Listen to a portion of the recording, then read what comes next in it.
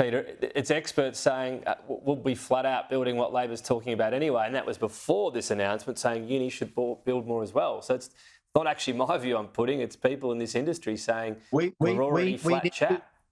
We need to build and build more housing because there is a housing crisis, there's an affordability crisis, and the crux of that is supply. So if that means we've invested $32 billion into this, if that means more housing, more building, more construction workers coming in, I'm all for it. The Greens say they wouldn't repeat that they support a two-state solution, just that it was a long way away now.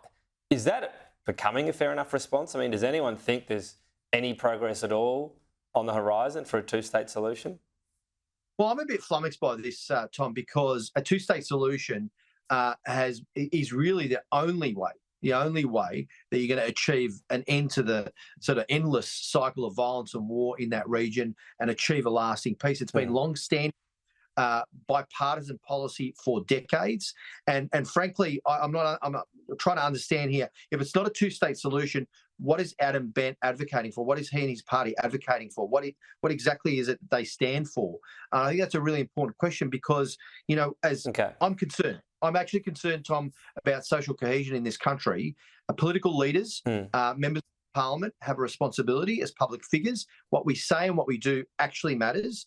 And then you've got this situation where we're trying to protect our multicultural society, and you've got the Greens lighting a match and throwing it into the bush and watching the fire burn, fomenting that kind of disruption to social cohesion. That needs to be called out. They need to actually stand for something and explain what it is they advocate for. More reports today of a strike on Rafah conducted by Israel, killing, it's believed, 35 civilians. What is your view on Israel carrying out these strikes on Rafah that is against the desired and expressed wishes of Australia and the US? Yeah, and the loss of life, the innocent loss of life has been tragic and continues to be a tragedy in this war. And this is why we are so committed to finding an end to this conflict, a durable, sustained ceasefire where all hostages are released, where there's an end to the fighting and the conflict, where there can be an alleviation of the suffering of the Palestinian people, and a move towards a transition beyond war. We were talking about the two-state solution. So, look, I think the negotiations are ongoing. They've restarted again around a ceasefire, which is encouraging to hear.